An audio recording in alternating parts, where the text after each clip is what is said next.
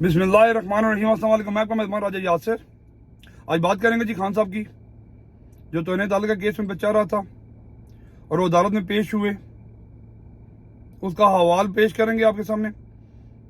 और उसके अलावा सोशल मीडिया की, जिसमें ट्विटर, फेसबुक और बाकी सोशल मीडिया के जो प्लेटफार्म हैं और मेन स्ट्रीम मीडिया, इस पे जो रोना धोना चाह रहा है PDM का, और स्पेशल बिलखसूस नून लीग का और मरियम नवाज का, क्योंकि इनके अरमानों पे पानी फिर गया था। क्योंकि खान साहब पर इससे पहले तौहीन मजहब के इल्ज़ाम, करप्शन के इल्ज़ाम, बेबुनियाद इल्ज़ाम, गद्दारी के इल्ज़ाम, और खान साहब में जलसे में जो बात करते थे उसका गलत बयानियां बनाते थे, जो वो तो खैर 24 घंटे के अंदर अंदर पिट जाता था। लेकिन ये जितने भी केसेस उन्होंने किए थे, ये आहिस्ता आहिस्ता करके एक एक करके सारे खत्म होने पे आ गए जी। खान साहब को अदालत से रिलीफ मिलना शुरू हो गया है, जो खान साहब का हक है और कानूनी तौर पे मिल रहा है। इसमें से काफ नहीं निकल रहा, खाली नून की मंशा पे ये नहीं हो रहा। खैर, बात की जाए खान साहब की, तो खान साहब अपनी 12 रुकनी टीम के साथ, वकला की टीम के साथ अदालत पहुंचे जी, जिसकी सरबराही हामिद खान साहब कर रहे थे। और ये केस वो केस था जो खान साहब ने एक जलसे में खड़े होकर एक जज खातून के बारे में कहा था कि हम इन पे कानूनी कार्रवाई करेंगे, जिसमें IG और DG थे। क्योंकि शहबाज गिल, जिनको जिस्मानी रिमांड के बाद जेल भेज दिया गया था, और उसके बाद वापस जब उन्हें अदालत में पेश करके जिस्मानी रिमांड मांगा गया, तो उन जज साहबा ने दोबारा जिस्मानी रिमांड दे दिया था, जिस पे खान साहब ने कुछ तैश में आकर, कुछ आबे से बाहर होकर कुछ ऐसे अल्फाज कह दिए जिस पे उन पे तौहीन अदालत लगी थी। और ये तौहीन अदालत का जो केस था, ये 5 रुकनी bench chief justice of Pakistan Athar Minallah साहब की सरबराही में 4 जो और बाकी जज थे, मोहसिन अख्तर कियानी साहब, तारक महमूद जहांगीर साहब, गुल हसन औरंगजेब साहब और बाबर सत्तार की निगरानी में ये केस चला था जी।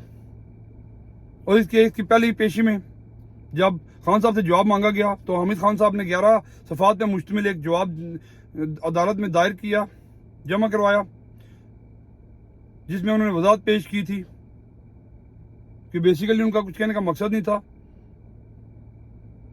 लेकिन अदालत उस जवाब से मुतमिन नहीं हुई थी। और अदालत ने उनको 7 दिन का टाइम और दिया था और कहा था कि ये जवाब अपना दोबारा लिखकर अदालत में जमा करवाया जाए।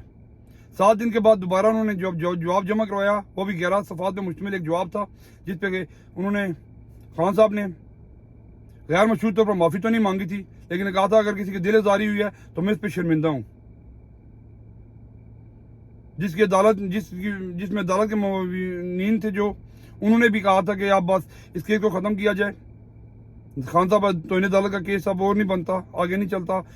लेकिन जो 5 रुकनी जज थे, उन्होंने आपस में जिरा की और उसके बाद बात की। उसके बाद खान साहब पर फर्द जुर्म आयद कर दिया था, जिसका फैसला 22 सितंबर 2022 को, यानी कि आज के दिन आना था। खैर, खान साहब अदालत पहुंचे अपनी 12 रुकनी टीम के साथ, वकला की। तो हामिद खान साहब ने चीफ जस्टिस ऑफ पाकिस्तान और बाकी जजिस से इजाज़त लेकर खान साहब की बात करने की बात की। तो खान साहब को रोस्टम पे बुलाया गया। खान साहब रोस्टम पे आए और चीफ जस्टिस ऑफ पाकिस्तान से बात करने की इजाज़त मांगी, और उसके बाद गैर मशरूत तौर पर माफ़ी मांगी और कहा कि अगर मेरी वजह से किसी की दिल आज़ारी हुई है तो मैं उससे माफ़ी चाहता हूँ, और अगर आप लोग चाहते हैं तो मैं उस जज साहिबा के घर जाके भी उनसे माफ़ी मांग सकता हूँ। मैं इस वकला आज़ादी के लिए रोडों पे वकला के साथ लड़ता भी रहा। मैं अदालतों का बहुत एहतराम करता हूँ, ये खान साहब के अल्फाज थे। खैर, उसके बाद अदालत ने 3 अक्टूबर तक का टाइम दिया जी कि अपना तहरीर जवाब लिख कर अदालत में जमा करा दें, जिसमें गैर मशरूत तौर पर माफ़ी थी। और लगता अब यह है कि खान साहब इस केस से भी बरी हो जाएंगे इंशाल्लाह। खैर खान साहब जब बाहर निकले तो उनकी चेहरे पे एक अजीब सी मुस्कुराहट थी। तो एक सहाफी ने भी पूछा था उनसे कि खान साहब अब आप ज़्यादा खतरनाक हो गए। तो खान साहब ने उनसे कहा कि सबको पता है, और वाकई जहां तक मेरा अंदाजा है अब खान साहब और ज़्यादा खतरनाक हो गए हैं, क्योंकि कल से खान साहब हफ्ते से खान साहब अपने अगले लाएमल का पे अमल करना शुरू कर देंगे मेरे ख्याल में। लॉन्ग मार्च का कुछ, जहाँ तक मैंने कल भी अपने व्लॉग में बताया था कि वो ऐलान करने की पोजीशन में हैं, वो आज या कल तक ऐलान कर देंगे लॉन्ग मार्च का। खैर हफ्ते के दिन उन्होंने कहा है कि हर छोटे बड़े शहरों में लोग निकल कर रैलीज करें। और आज उन्होंने इस्लामाबाद में भी ओथ टॉकिंग सेरेमनी में भी खिताब करते हुए यही कहा था कि आज़ादी का मतलब ये नहीं है कि आप पीछे खाली आज़ादी लिखवा दें किस्म का। आज़ादी का मतलब आपको प्रूव करना पड़ता है, आपकी सोच की आज़ादी, आपके काम करने की आज़ादी, लॉ इन्फोर्समेंट पे प्रॉपर चलकर हर चीज़ करने की आज़ादी, क्योंकि ये मुल्क है और इस मुल्क के मुताबिक, इस आइन के मुताबिक इस मुल्क में जमहूरियत है, बादशाहत नहीं है। लेकिन इस मुल्क में जमहूरियत कम और बादशाहत ज्यादा नजर आती है।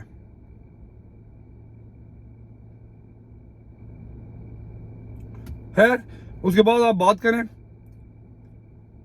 पीडीएम की और नून लीग की,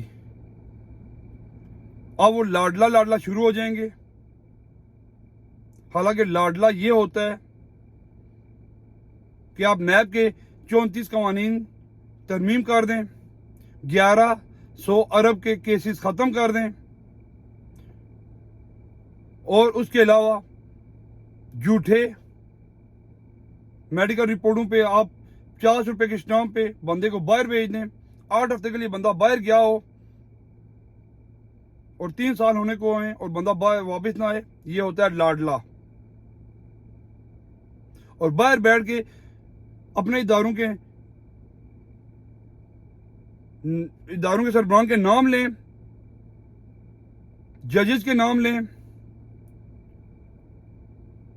और उनको रिश्वत दें, चाहे वो अरशद मलिक साहब हों, चाहे जस्टिस क्यूम साहब हों, और उन पे फिर कोई एक्शन ना हो। ये होता है लाडला।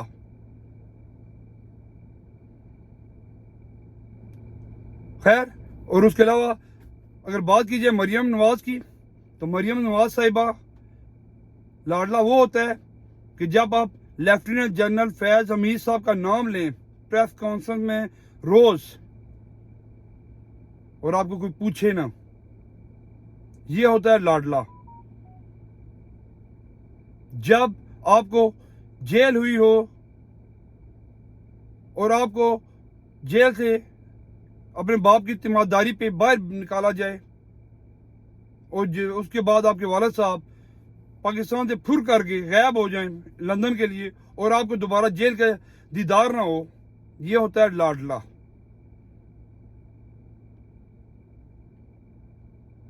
जिस दिन फर्ज जुर्म आयद होना हो उस दिन आपको वज़ीर आज़म बना दिया जाए, ये होता है लाडला। जिस दिन आप पे फर्ज जुर्म आयद होना हो उस दिन आपको वज़ीर आला बना दिया जाए, ये होता है लाडला। लाडले की डेफिनेशन आपसे बेहतर किसी के नहीं दी जा सकती। ये भूल जाएं कि इस मुल्क में नून लीग से या ज़रदारियों से बेहतर कोई लाडला और पैदा हुआ है या होगा। खैर अल्लाह पाक आप सबका हामी और नासिर हो। आप लोगों के देखने का बहुत बहुत शुक्रिया। अस्सलाम वालेकुम।